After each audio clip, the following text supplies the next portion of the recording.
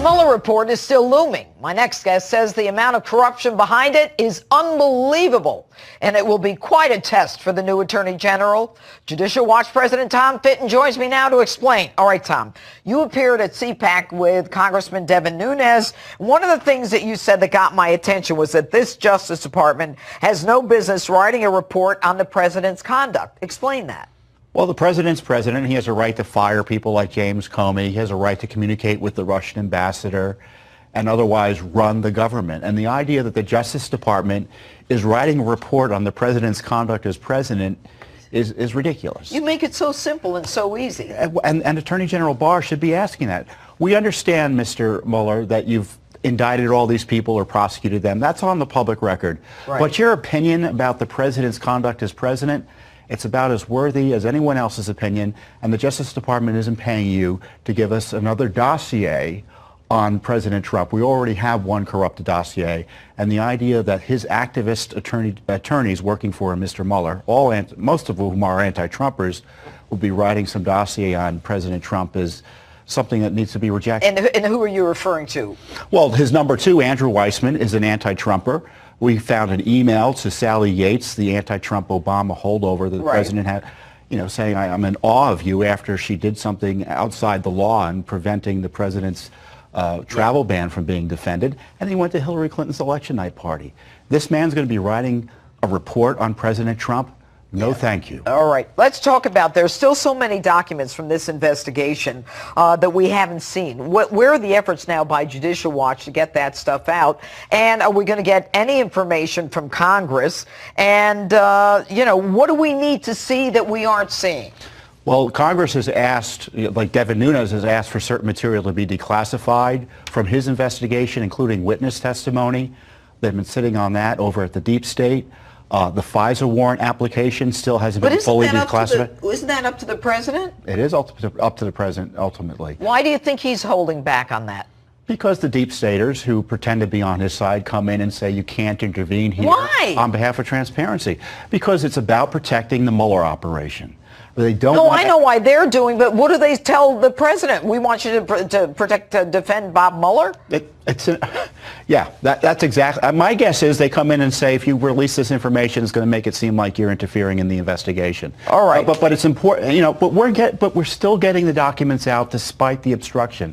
We're going to have another batch of documents showing communications between Bruce Orr and Christopher Steele, the Clinton spy. Yeah, right. We already know they were yakking it up when they weren't supposed to. But when you look at the documents, Judge, you wonder what anything else Orr was able to do but communicate with Steele. It was unbelievable, the number of communications. And it was desperation on the part of Steele to get this information to the DOJ. So now we've got Bill Barr, the new Attorney General. Anybody with half a brain knows that the investigation should be of the Clintons and buying the uranium and resetting and all that other hogwash. What is Bill Barr about? What is he going to do? I don't think Bill Barr is going to come into the Justice Department and overturn tables. I don't think he's going to shut down Mueller. Look, I don't want him to shut down Mueller. Let Mueller do his thing. It's ridiculous. Well, he's not going to investigate Hillary Clinton.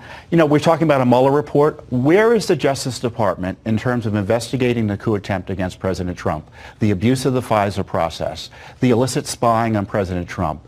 And right now, Mueller is still being allowed to go around and abuse the process, the rule of law, so you don't to think target Barr's people who are affiliated with President Trump. I hear Barr's a straight shooter. He may be a straight shooter, but you have to be, I think the president's going to have to intervene to get this justice done here. All right, Tom Fitton, thanks so much. Adam is a deeply partisan person. He did everything he could to make sure that Hillary Clinton became the next president, and he's done everything he could since he failed at that to keep a cloud over the Trump presidency. Gowdy explaining why all 9 Republicans on the Intel Committee called for Adam Schiff to resign as chairman. Let's bring in our headliner, Sean Spicer, former White House press secretary, senior advisor for America First Action. How you doing, Sean? Good morning to you, and thank you for being our headliner today. I don't think Adam Schiff's going to resign. I think that would be a shocker if it were to happen. What is your sense of the Mueller report? Whether all of it goes public or not, and whether or not Democrats I'm getting to it. will say this is a cover-up if every redaction is not removed from the Mueller report. Is that where we are headed, Sean? I think that we can't let Democrats off the hook as to where they started this dialogue, which is that we need to protect Robert Mueller. He has the highest degree of integrity and professionalism, and we need to let the chips fall where they may with respect to his investigation. The chips have fallen. Mr. Mueller has made it very clear that there was no collusion.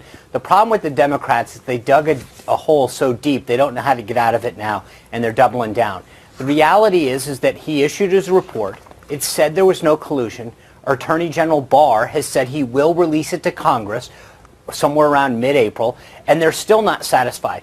The reality is that A, he doesn't have to do it according to law, and B, there's two issues with the current report. One is there's grand jury testimony, and two, there's classified information in it.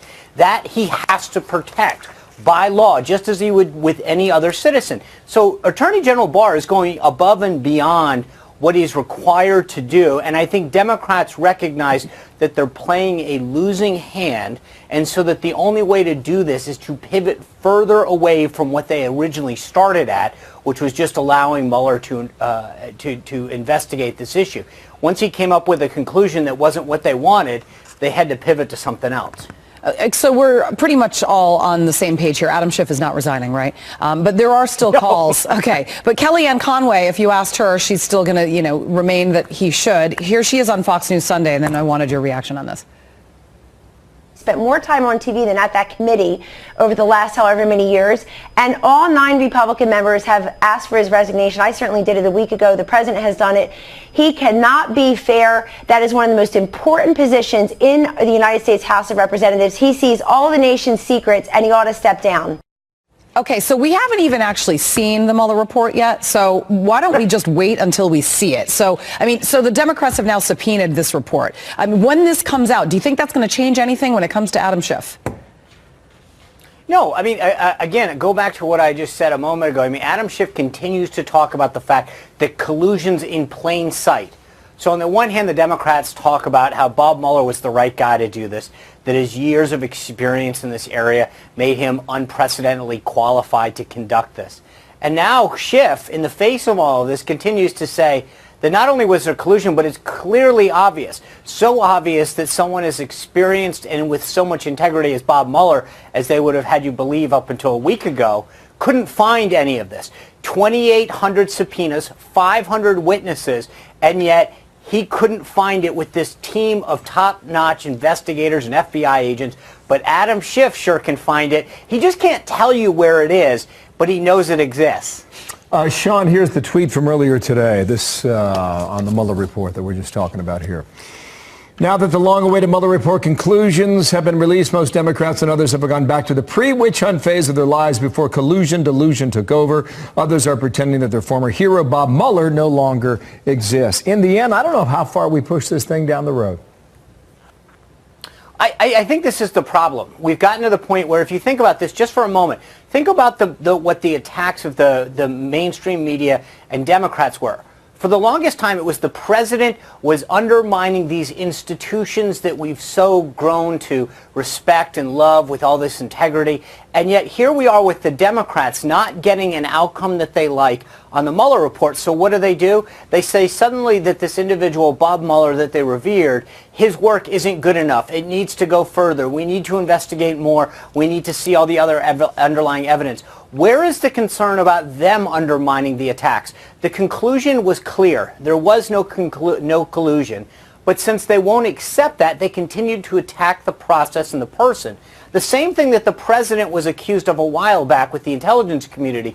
But now the shoe's on the other foot. The media and the mainstream media tends to ignore this and play patty cake with these same individuals that praised Mueller and the investigation and the need to protect it, protect Mueller, and make sure that the conclusions came out the way they wanted. But once they didn't, then they entirely flipped themselves on their argument that they had been espousing for the longest time. We want to get your take on this report that just came out about the White House whistleblower telling a House panel about systematic security clearance, a problem there. Tricia Newbold, she's an 18-year career individual at the White House. She basically, according to Politico among them, saying that as many as 25 White House officials were granted clearance after initially being denied. Obviously Jared Kushner and many others were among the list of those. What do you make of the security clearance where these people were denied and then it was reversed, pressure coming from other places to get them into the White House? Yeah. So I think there are three things that come to mind for me. Number one, this individual that the White House that the House Democrats should have protected because she was a whistleblower, pretty much outed her by saying she's 18 years in the agency. Here's exactly where she works. Here's how many years she has. Here's her gender. You might as well put her name on it. Number two, at the end of that release, they make it clear that we're not releasing the transcript. So on the one hand, they want all the Mueller report right away, unredacted, and yet when it comes to accusing the White House of something, they make it clear in their own release that they have no intention of releasing the transcript of this individual.